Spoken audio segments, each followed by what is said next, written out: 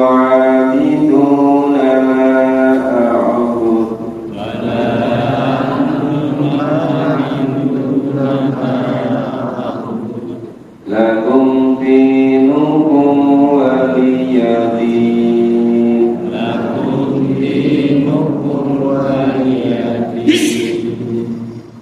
Ya, penjelasannya pada awal masa kenalnya mulai Nabi diutus dari Nabi dari Rasul itu yang iman, yang percaya, yang ikuti Nabi itu sangat terbatas dari keluarga besar, kemudian dari orang-orang yang biasa-biasa.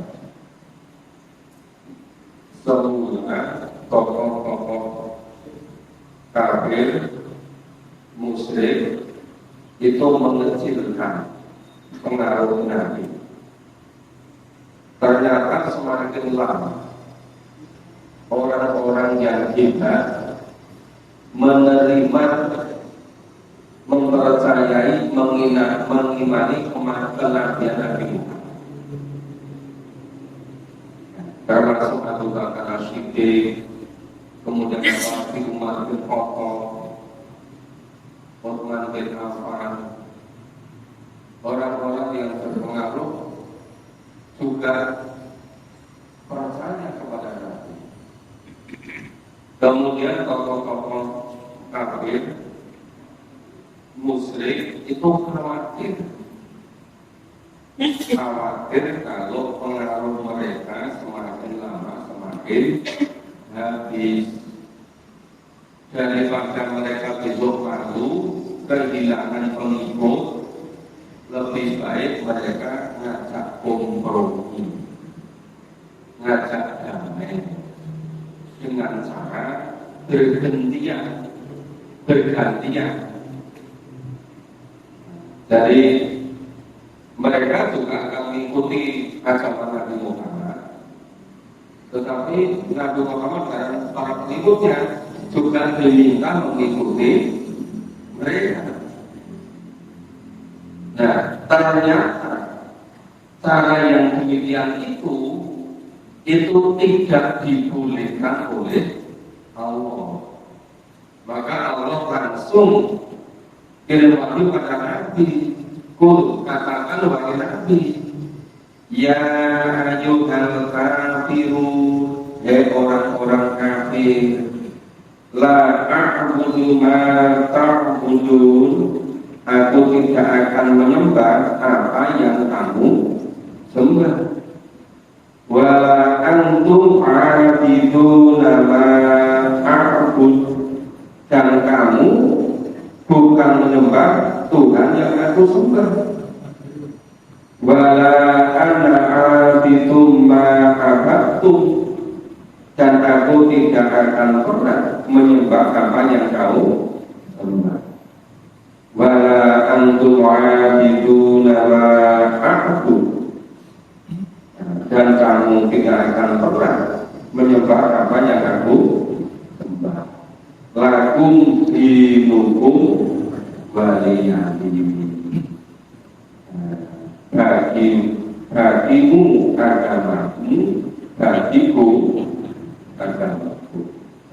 Dengan demikian menjadi jelas, menjadi clear. Jadi memang berbeda, semakin jelas bedanya. Allah tidak membolehkan mencampur adukan.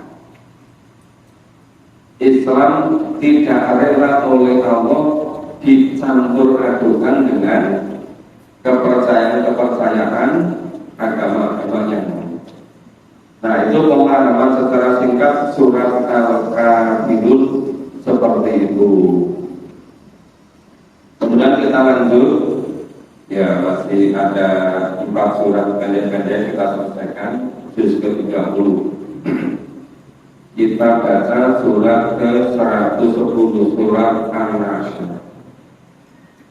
Bismillahirrahmanirrahim. Bismillahirrahmanirrahim.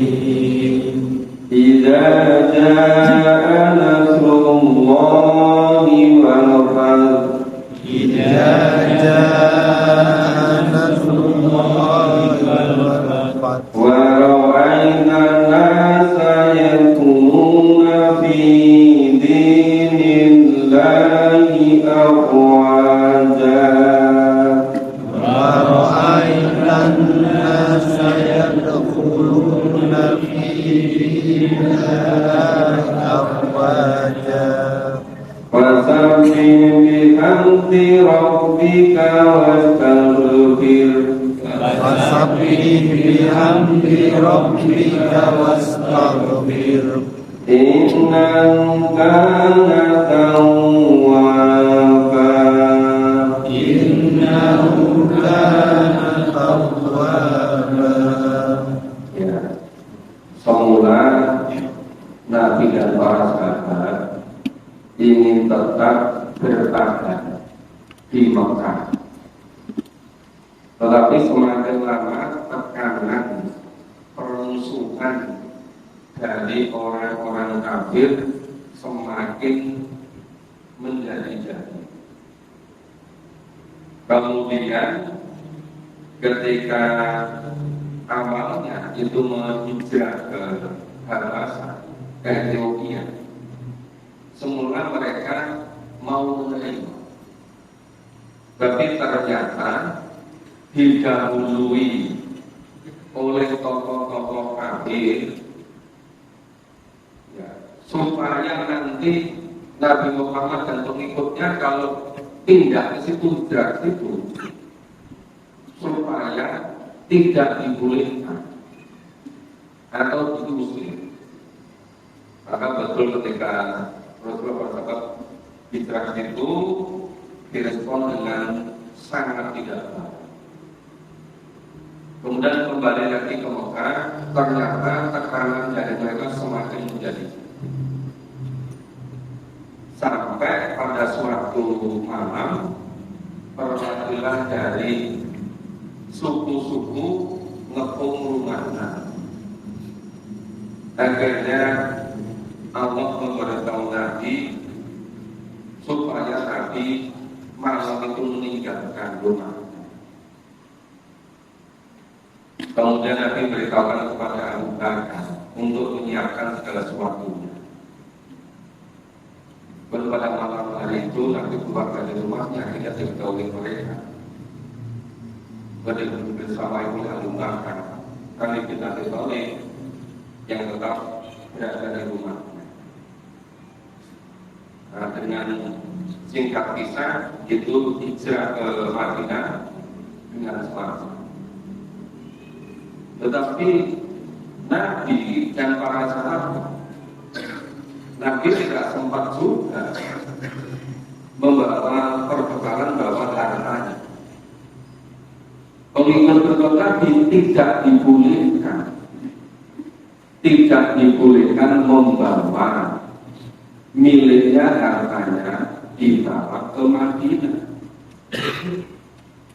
dilarang oleh mereka. Kemudian Nabi dan pengikut di Madinah itu melakukan perjanjian dengan berbagai macam suku yang ada di Madinah dan sekitarnya, perjanjian damai selama 10 tahun ke depan. Tapi ternyata baru 1 tahun lebih sedikit sudah diingkari oleh mereka, oleh terutama tokoh-tokoh Yahudi. Itu awal mula Allah memberikan Nabi. Allah memberikan Nabi untuk membela diri, untuk berperang.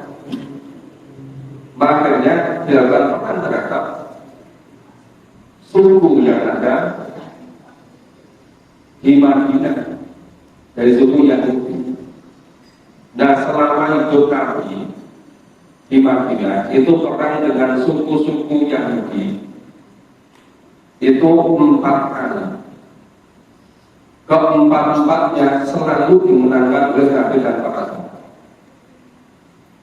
Perang dengan Yahudi yang terakhir itu tahun ke-7 Hijriah.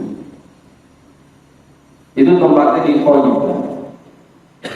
Orang Yahudi sudah menyiapkan sekian lama berkoalisi dengan orang-orang musyrik kafir di Mekah, membuat benteng yang lebih kuatnya di Khaybar. Kekuatan mereka sampai 5-6 kali lipat dari orang Islam. Kata itu Nabi dan para sahabat kekuatan baru 1.600-an. Mereka sudah lebih dari 10.000. Mereka agak kecil pada Nabi dan para sahabat. Akhirnya terjadi peperangan dan dimenangkan oleh Nabi dan para sahabat. Jadi selama hidup Nabi, para dengan Yahudi 4 kali selalu dimenangkan oleh Nabi dan para sahabat dengan kemenangan total. Nah, kemudian pada tahun ke-6 Hijriah, Nabi dan para sahabat itu ingin kembali ke Mekah, ingin umroh sekaligus jenguk tanah airnya yang sudah 6 tahun lebih ditinggalkan. Sangat rindu dengan kampung halamannya di Mekah. Sampai di Hudaybiyah, Nabi mutus Utsman bin Affan menjadi kurir. Ketika dinanti agak lama, Utsman itu tidak kembali. Malah ada kabar katanya Utsman dibunuh. Kemudian ada yang semacam itu, Nabi memberikan kepada para sahabat yang ikut bersama Nabi di Hudaybiyah menanti Utsman. Kira-kira ada 1.300 sampai 1.400 orang. Kemudian semuanya melakukan janji setia pada Nabi. Kebulatan tekad ingin berjuang bersama-sama. Ternyata informasi itu sampai ke Mekah. Akhirnya mereka merasa takut, khawatir, Utsman dilepas. Mereka mengirim putusan ketemu Nabi Hudaybiyah, terjadilah perjanjian damai. Tahun itu Nabi belum dibolehkan, tapi tahun berikutnya Nabi dibolehkan dengan dijamin oleh mereka. Ternyata tahun berikutnya mereka mengingkari janji itu. Lalu pada tahun ke-8 Hijriah, Nabi walaupun mereka masih menghalangi, itu terus melakukan perjalanan ke Mekah. Itulah yang terjadi Fathul Mekah. Nah, ketika itu kemudian turun surat An-Nasr ini. Idza jaa nasrullahi wal fath. Di dalam Al-Qur'an kata idza, ya, apabila, tapi pasti terjadi. Kalau tidak pasti terjadi. Kalau ini bisa terjadi, bisa tidak. Kalau laut pasti tidak terjadi. Itu usul Al-Quran seperti itu. Maka idza jaa nasrullahi wal fath, apabila telah datang pertolongan Allah dan terjadi kemenangan. Bara'aitan nas, kamu lihat manusia yaquluna fi dinillahi afwaja. Mereka masuk kepada agama Allah secara berbondong-bondong. Kerek lampit semuanya masuk agama Islam. Jumlahnya berlipat-lipat kali.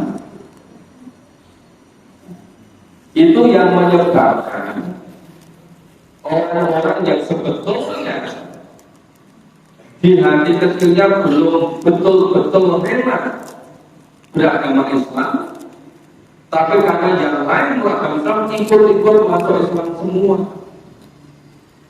Itu yang menyebabkan keislaman berbondong-bondong bersama-sama tadi.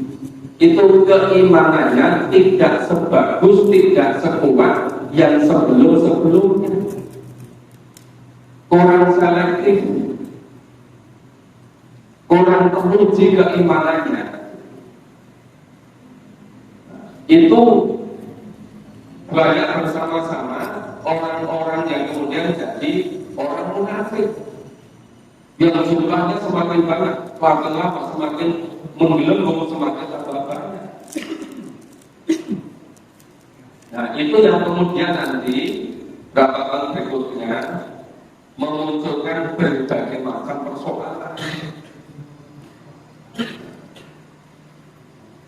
Itu juga yang bikin fitnah, bikin gara-gara ketika Aisyah ikut Nabi perang, kemudian ketika Aisyah turun dari sekedupnya, ada keperluan, dikira sudah kembali ke sekedup, unta terus berangkat, ternyata Aisyah turun, merasa kalungnya hilang. Dan Aisyah mencari kalungnya, kembali ke sekedupnya, ternyata sudah pergi. Aisyah kemudian berhenti di situ. Kemudian ada yang patroli paling belakang, namanya Sofwan. Itu yang kemudian oleh orang-orang munafik dihembuskan, dibikin isu, dibikin fitnah, merapat dengan rumah. Kemudian pada tahun berikutnya seperti ketika Nabi wafat, itu pula kelompok-kelompok orang yang kemudian tidak mau membayar zakat. Mereka pura-pura nggak tahu. Bagian mereka zakat itu hanya pada Nabi. Nabi sudah wafat, dianggap sudah selesai.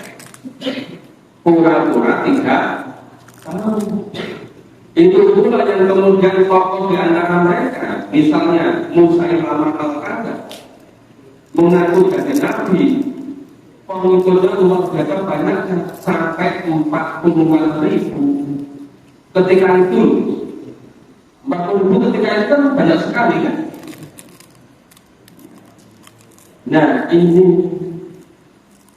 latar belakangnya ketika orang masuk Islam secara berbondong-bondong, bersama-sama, nggak terbendung, terreklampir, semuanya masuk agama Islam.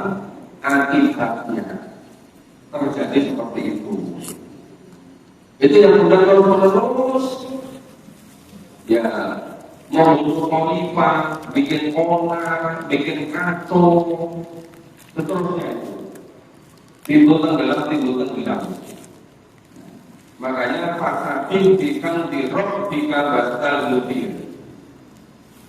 Maka bertasbihlah dengan memuji Tuhanmu dan mohonlah ampun kepadanya, kepada Allah. Kenapa ini masuk Islam secara berbondong-bondong, terreklampir semua Islam, kok masih Allah perintahkan untuk bertasbih, memahasucikan Allah dan mohon ampun pada Allah?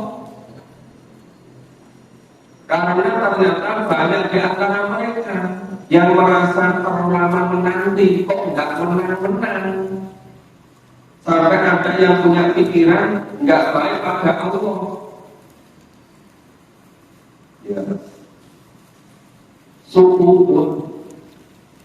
Makanya Allah perintahkan wastaghfir, mohon ampunlah pada Allah. Innahu kana tawwab. Sesungguhnya Allah Maha penerima taubat. Nah, memang kalau masuk Islam secara bareng-bareng yang luar biasa banyaknya, itu orang yang imannya Islamnya bersungguh-sungguh ikut juga.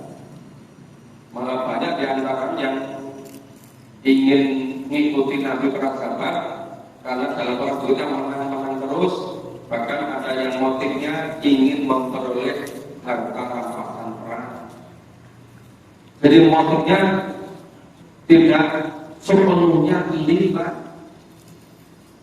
Ada juga sebetulnya tidak begitu percaya pada Nabi, cuma karena yang lain sudah masuk Islam semua, ya oke, mau gitu kan.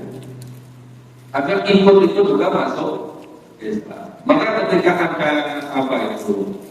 ada pemicunya, kambuh lagi. Itu penjelasan serba sedikit mengenai surat An-Nasr. Ini masih ada 3 surat kami selesai. Kemudian surat ke-111. Ya, kita baca. Bismillahirrahmanirrahim. Bismillahirrahmanirrahim. Oh, masih ada 4 surat. Tabat yada abi lahabin wa tab. Tabat yada abi lahabin wa tab. Ma aghna anhu maluhu wa ma kasab. Ma aghna anhu maluhu wa ma kasab. Saya selanarong datalahat. Saya selanarong datalahat. Wa mra'atuhu hammalatal hatab. Wa mra'atuhu hammalatal hatab. Fi jidha hablum min masad.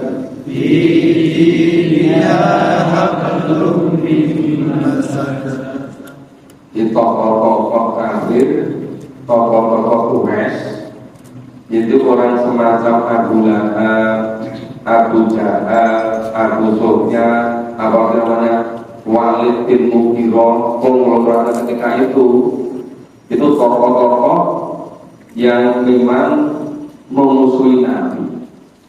Maka tampaknya ada Abi Labi Wata binasalah, ya, kedua tangan Abu Lahab, maksudnya binasalah Abu Lahab. Jadi yang dimaksud kedua tangan Abu Lahab itu yang Abu Lahab itu sendiri. Abu Lahab itu binasa. Kenapa dia binasa? Ma'alana anhu maluhu wa ma. Itu semua karena tidak berguna berfaedah. Anhu dari Abu Lahab maluhu seluruh hartanya, bahwa kasab yang dia usaha, kaya luar biasa, kekuasaan luar biasa, tapi digunakan untuk memusuhi Nabi, tidak berguna sama sekali. Padahal mengatakan saya selanarong datalahat, kelak dia pasti akan masuk ke neraka yang apinya berjulur.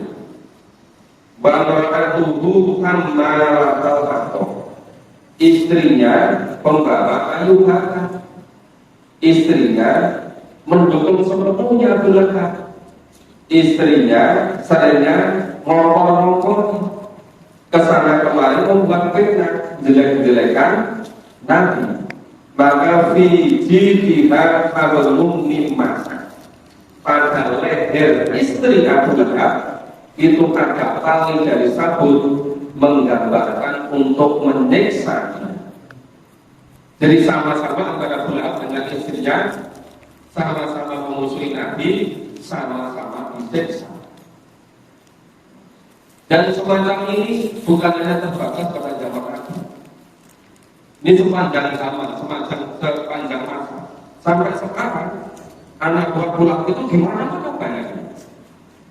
Yang menggunakan kekayaannya, hartanya, pengaruhnya untuk menghalang-halangi orang Islam.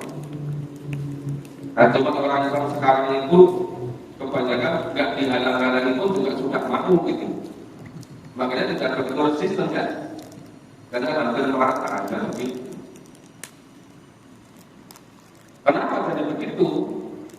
Karena terutama mulai abad 16, 17 masih sampai sekarang, itu ya sedikit orang Islam yang betul-betul memahami Al-Quran, yang betul-betul memiliki keimanan sesuai dengan yang diturunkan dalam Al-Quran dan As-Sunnah.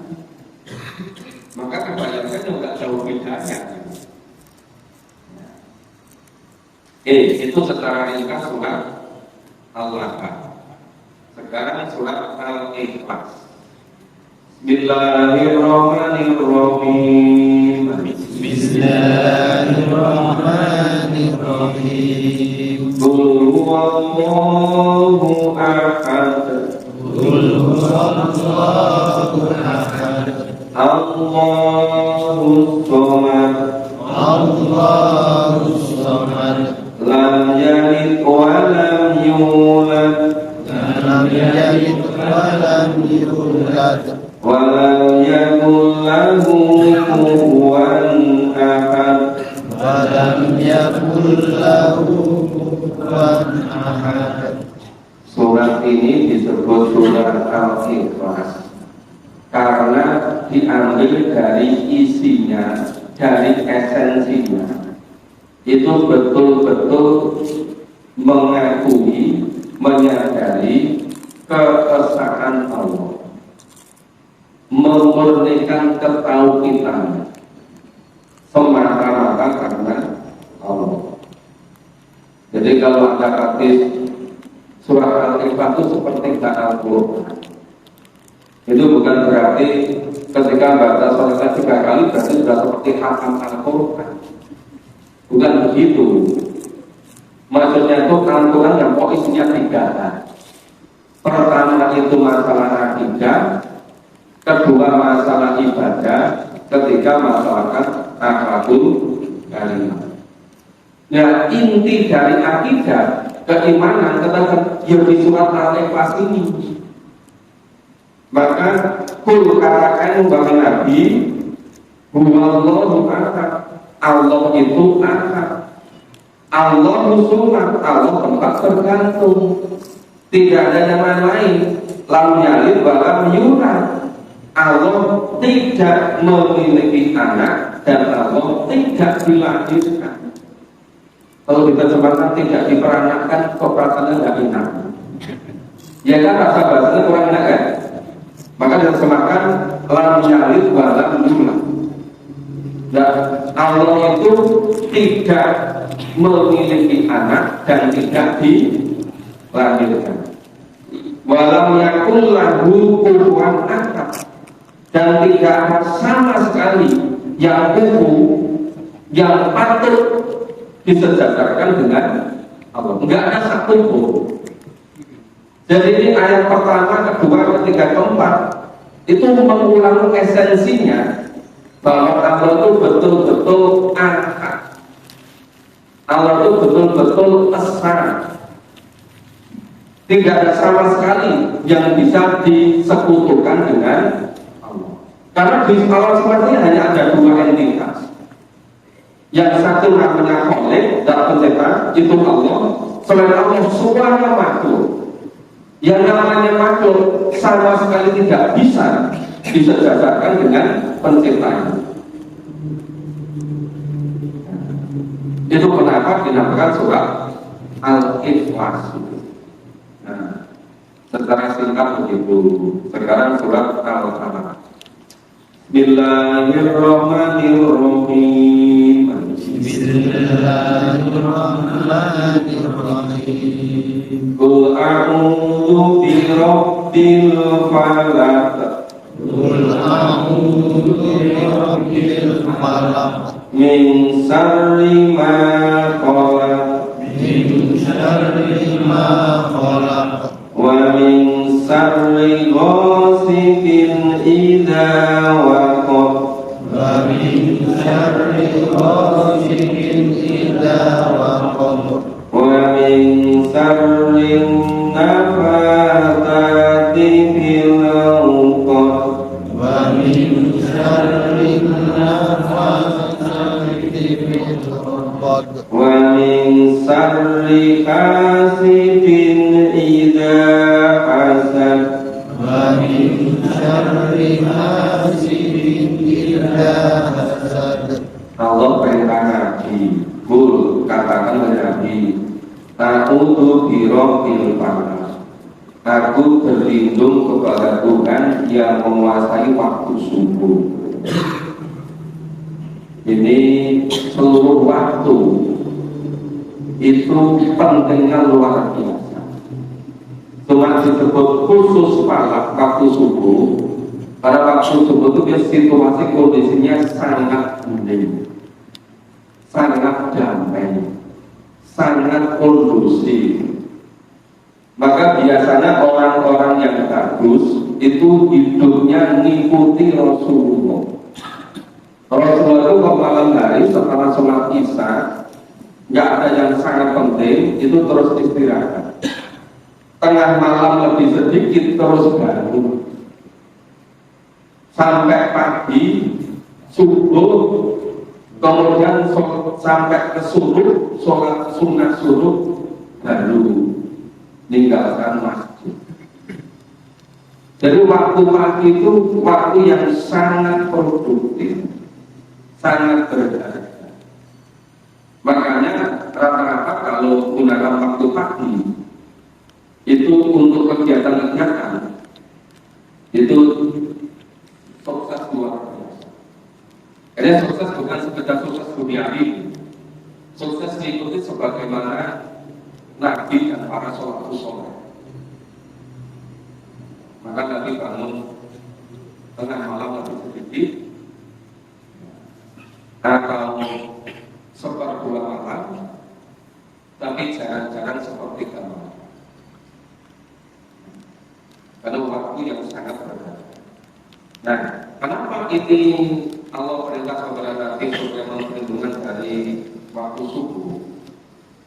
Supaya tidak tergoda oleh setan sampai tertidur lemah. Walaupun pernah terjadi itu, Nabi sudah pesan sama Bilal. Bilal nanti sebentar akan dibangunkan ya. Tapi ternyata malah Bilal tiduran juga. Jadi peristiwa itu hikmahnya bisa dijadikan pedoman berikutnya. Kalau terpaksa sekali berkali bangunnya kesiangan, tetap harus sholat subuh. Ini sekali dua kali loh, bukan berkali-kali. Kalau berkali-kali namanya bukan ketiduran, berbeda. Dan memandang dari mingsari mahoma, dari kejahatan makhluk ciptaan Allah. Jadi seluruh yang tidak sesuai dengan tuntunan Allah dan Rasul itu yang namanya sari kejahatan. Ya, mingsari gosikin idawakok, dari kejahatan malam apabila gelap gulita. Gelap digambarkan dengan kejahatan. Makanya zaman dulu itu kalau pencuri maling malam hari gelap. Hanya pencuri-pencuri zaman sekarang itu senangnya di waktu yang terang. Karena yang dicuri bukan barang, seringkali yang dicuri itu kebijakan. Yang dicuri itu ya berupa keputusan. Yang dicuri itu bisa dalam bentuk yang mungkin hitungannya sampai puluhan, ratusan, bahkan ribuan triliun. Tapi dulu itu memang saat-saat yang mudah berbuat tidak baik, itu pada saat bergosikin tidak waktu. Wamisarin nafarati bilmuko, dan mohon perlindungan dari kejahatan wanita-wanita tukang sihir yang menggunakan sihirnya, menggunakan dia alat-alat, gunakan bubul-bubul, gunakan talian. Itu yang kebanyakan itu orang tertipu, orang terpengaruh oleh sihir. Jadi orang-orang yang kuat imannya itu tidak mudah kena sihir. Yang terakhir, wami sari hasidin idah, mohon perlindungan dari penghenti apabila dia berbuat dengki. Sepertinya dengki itu bisa nular,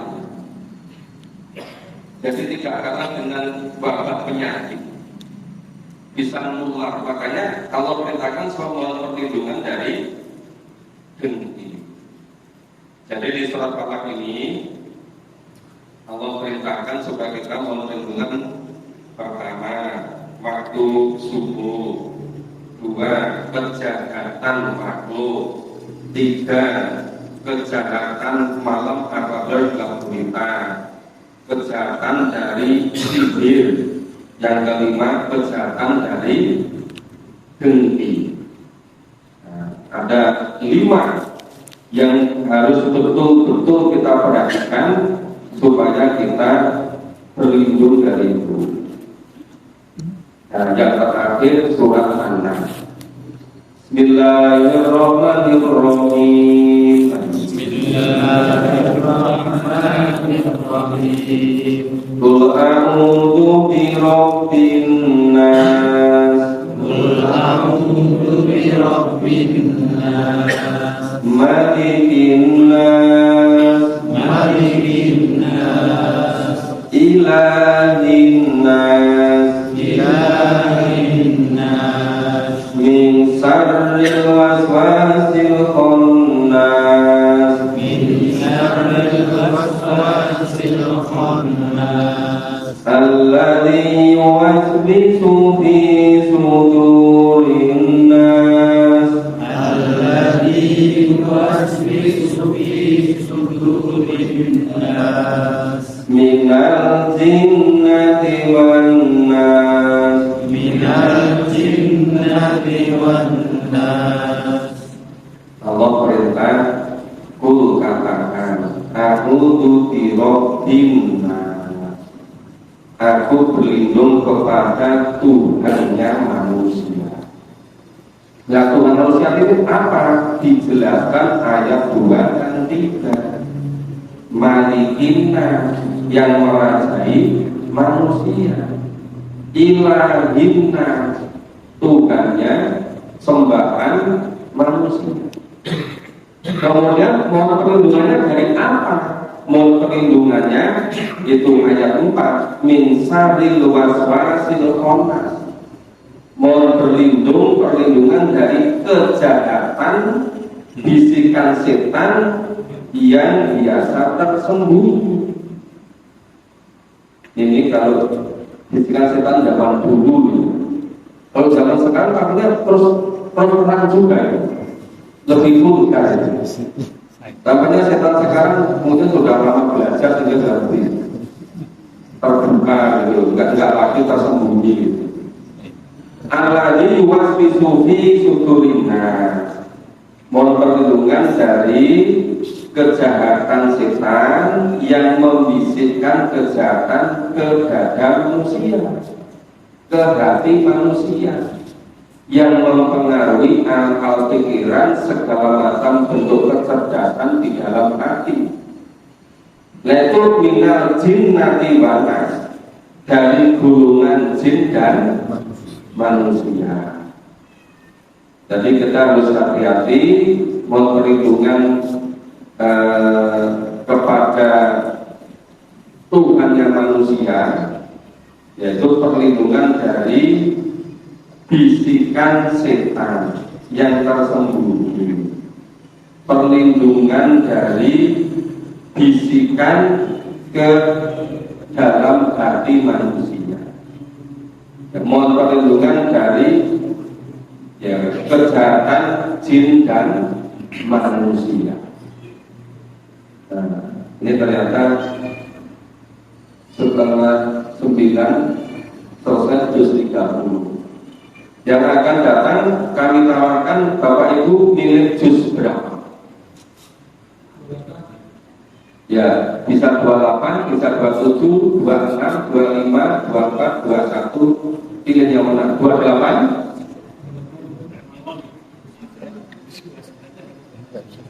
Ada yang lain usul? Yang surat-surat pakai yang dulu. Setuju semua? Juz 28? Ya, insya Allah Selasa yang akan datang kita mulai juz 2. Ya, nanti dari depan terus ke belakang. Kalau ini dulu juga dari depan ke belakang. Itu juga begitu. Nanti juz 28 selesai, lanjut juz 29.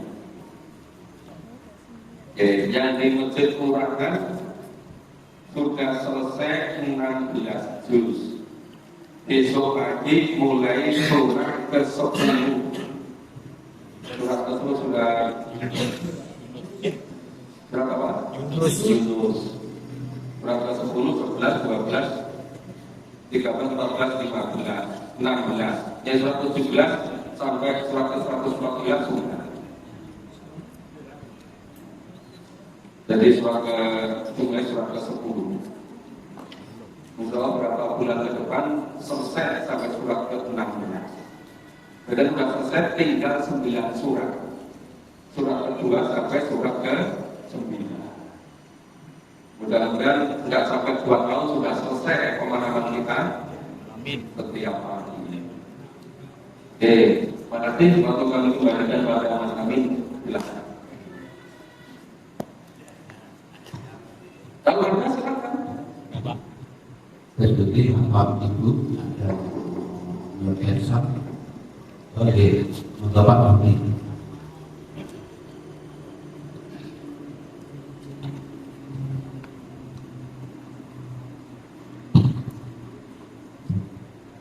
Assalamualaikum warahmatullahi wabarakatuh.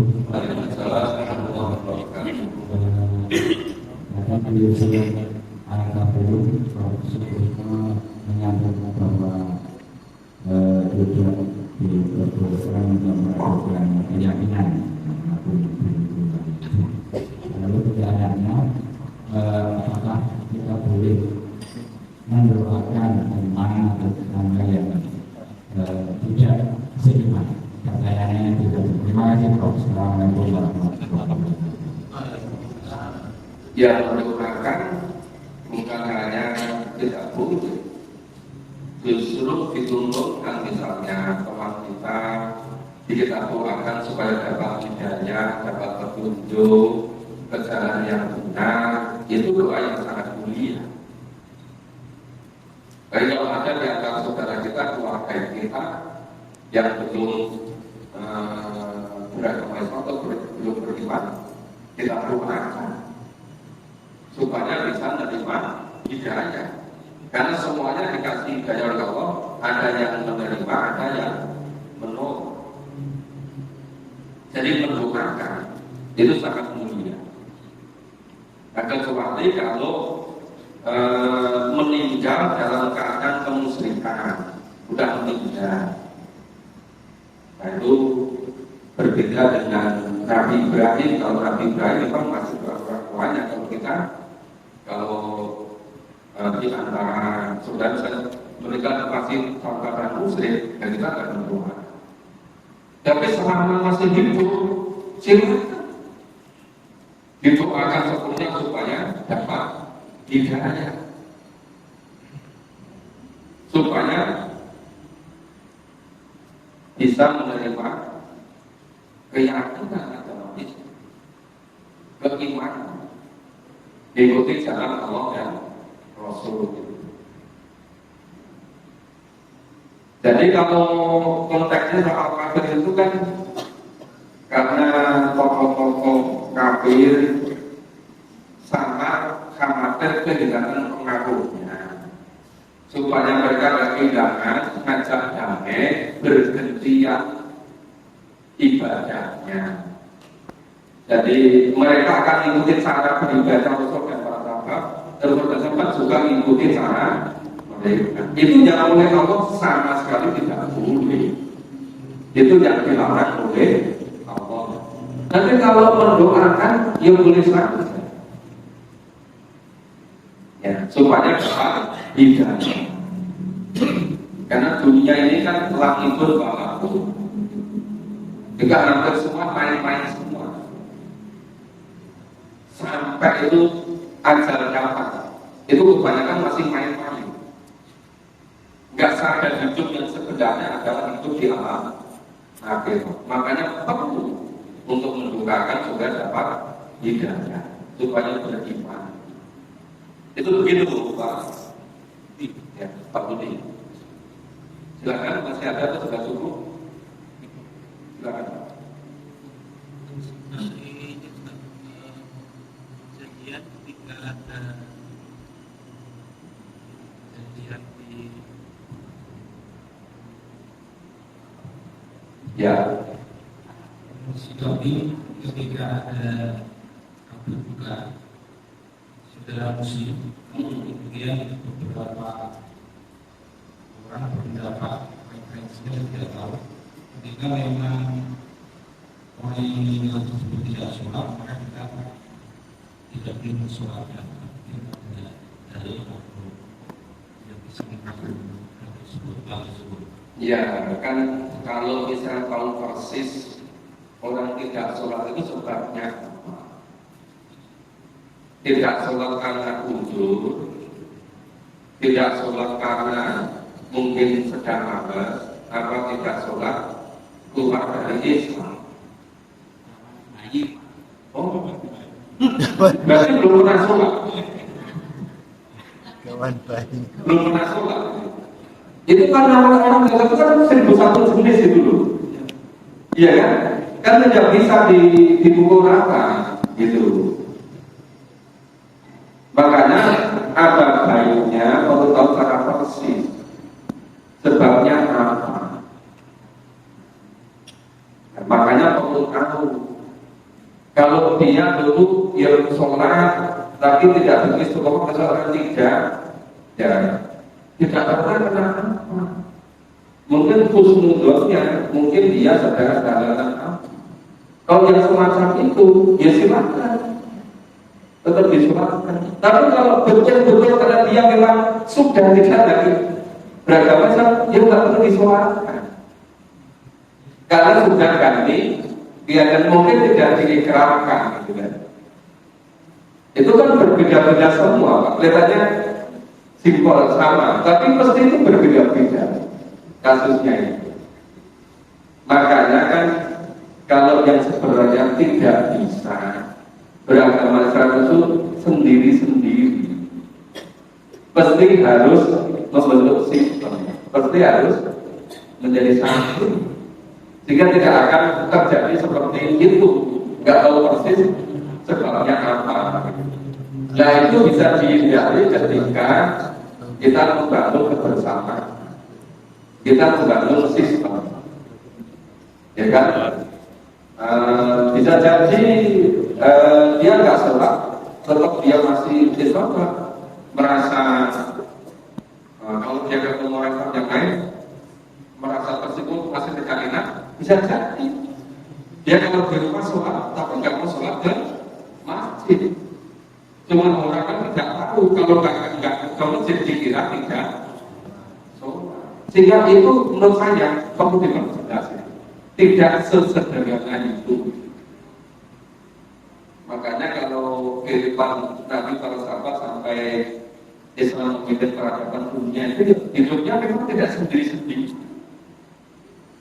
Islam memang menuntunkan baik sistem, gitu kan? Sehingga seperti yang tadi itu bisa terhindari ke depannya.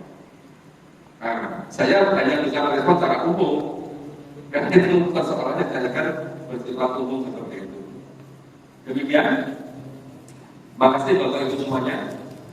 Semoga bermanfaat. Insya Allah ketemu Selasa yang akan datang. Kalau Bapak Ibu mau ikut lebih intensif, silakan hadir setelah sholat subuh di Masjid Kelurahan.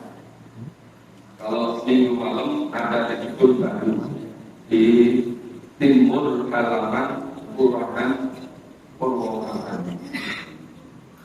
Itu kalau di situ, kalau kajian Ahad malam. Silakan Bapak Ibu bisa hadir ke sana bagi yang belum biasa. Ya, semoga bermanfaat. Semoga Allah senantiasa berkuasa hidayah pada kita semua. Mohon maaf kalau ada kesalahannya.